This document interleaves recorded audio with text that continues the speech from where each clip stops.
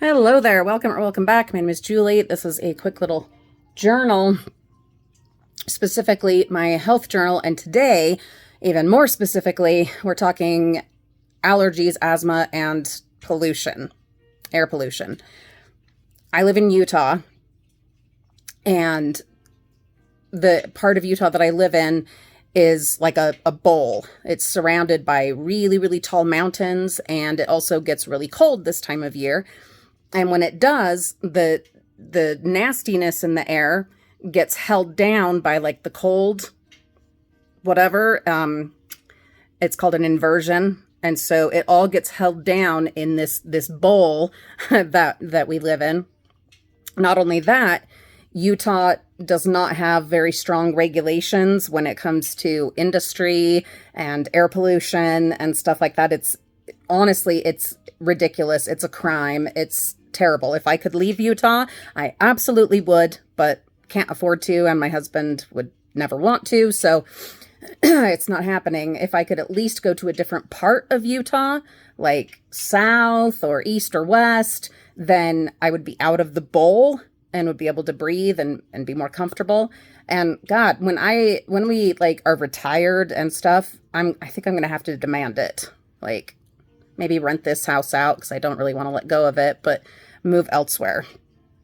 Still be in Utah, close to family and such, but to get out of this nasty, horrible air. And it's only going to get worse because Utah continues to lack in regulation and also continues to invite and incentivize more industry. So, right here into the valleys, like Utah County, Salt Lake County, it's unconscionable. The rates of asthma and allergies that we have in these valleys is just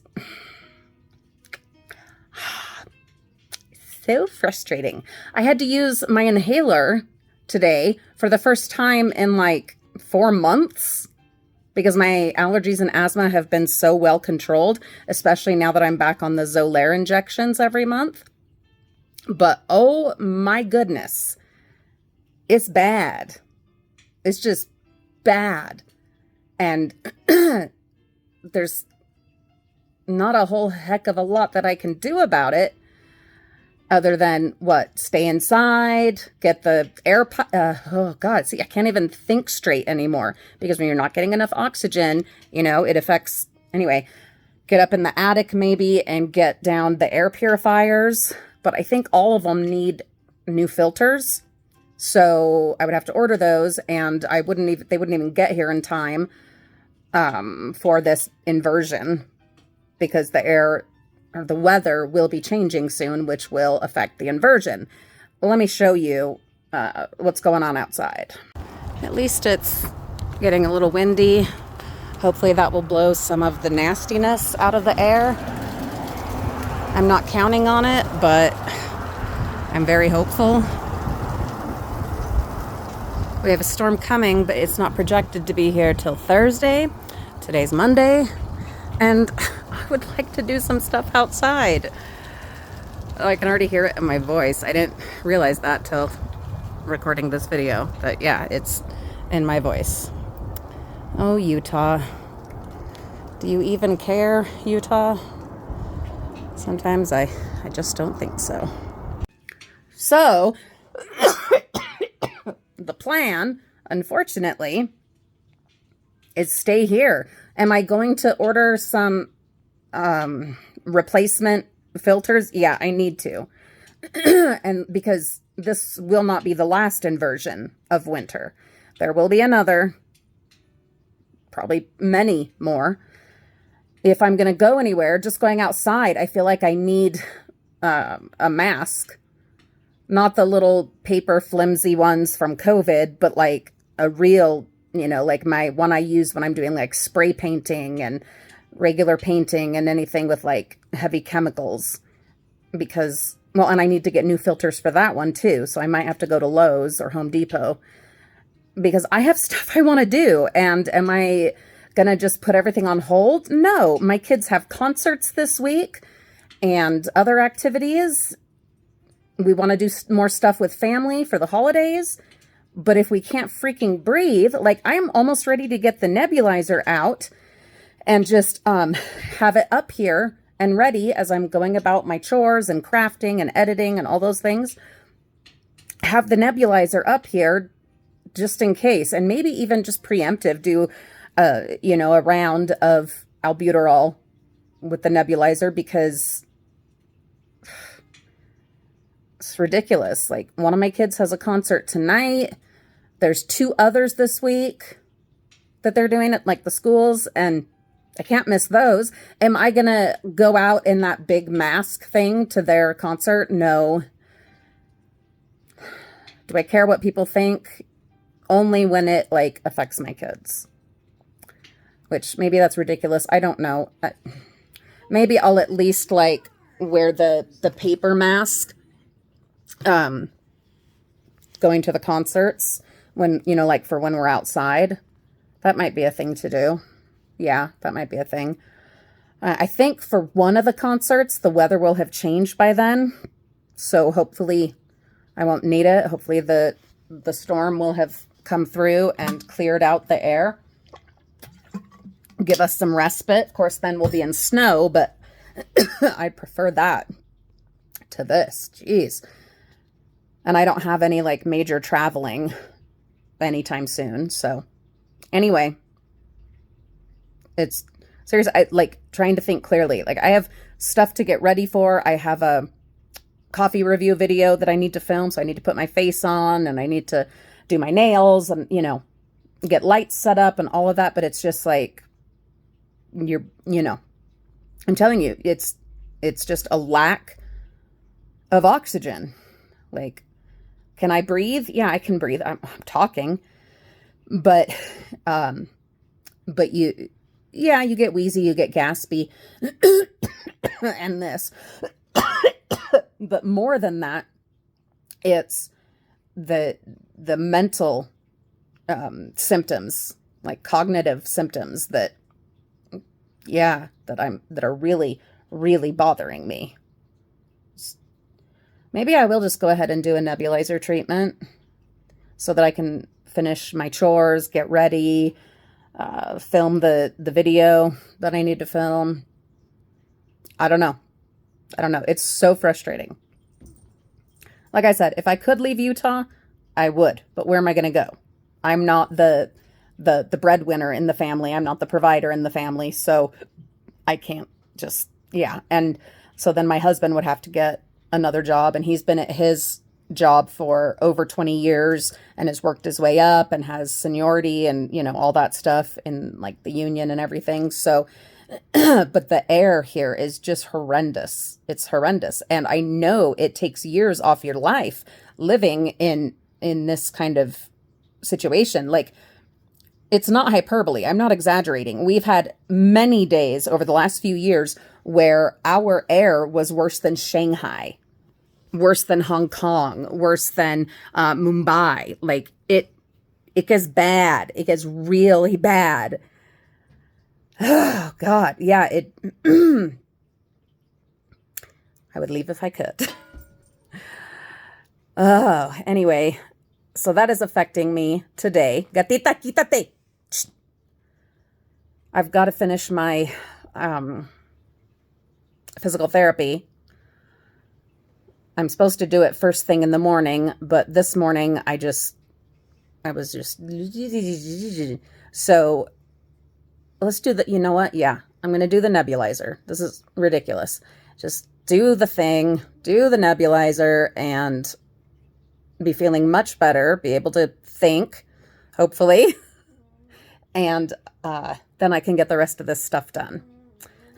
Other than this allergies and bad air and everything, I'm actually doing pretty good. Been getting a lot of my projects done and holiday stuff, and I'm ready to finish a couple of these so that I can start doing a puzzle. And I don't know. I don't remember what else I was going to say because I can't think. Yeah, we'll do the nebulizer. That's what we'll do. That is what we will do. I also, I'm going to be bringing you along in an upcoming journal video. I'm going to bring you along for my monthly Xolair injections.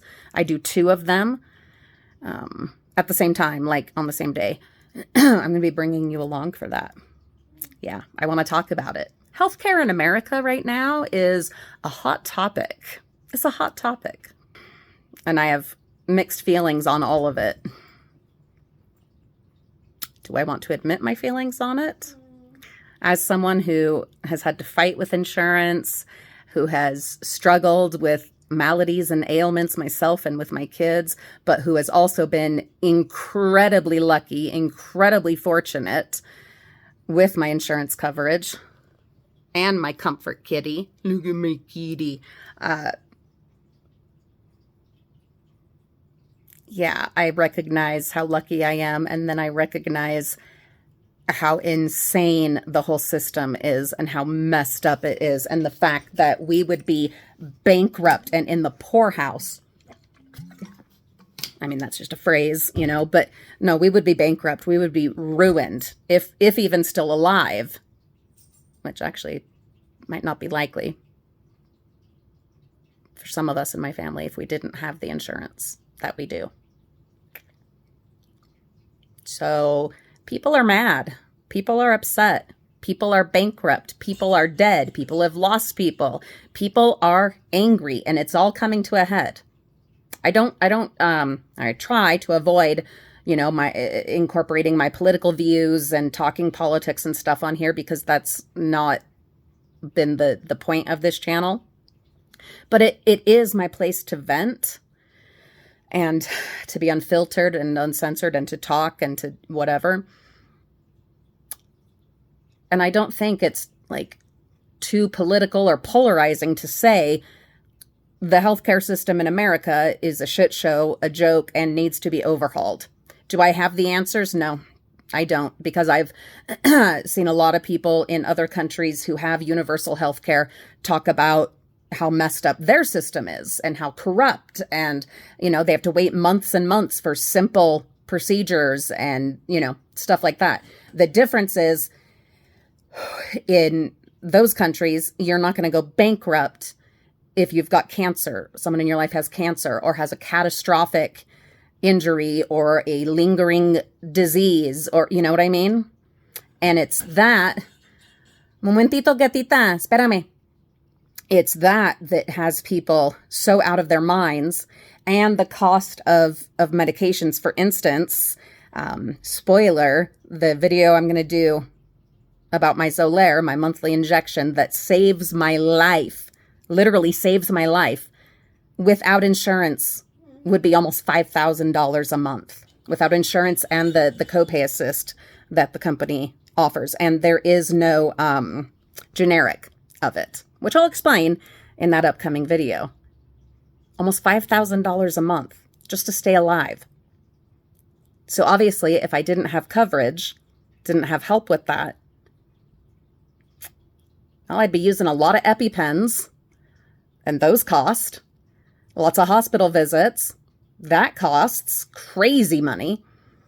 Ambulance rides. Oh my God, we're still paying one off. And that's with insurance.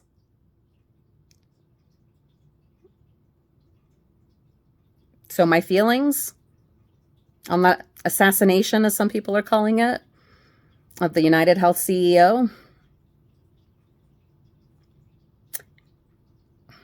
Complicated. Let's say that. My feelings as a human, an American, and someone with lots of health issues. My feelings are very complicated. Anyway, this is this has been my journal. I've been Julie. You've been wonderful. The air is awful. But we will survive. Oh, yes, we will. Because I do have the medications that I need, and I do have the health coverage and a support system and a husband with a secure, knock on wood, position to provide for us. And I'm incredibly fortunate. I'm so incredibly fortunate. But I'm also a little bit miserable today. Gonna go do the nebulizer. Yeah, enough is enough. You've been wonderful. I wish you only good things. Happy holidays. I will see you all very soon.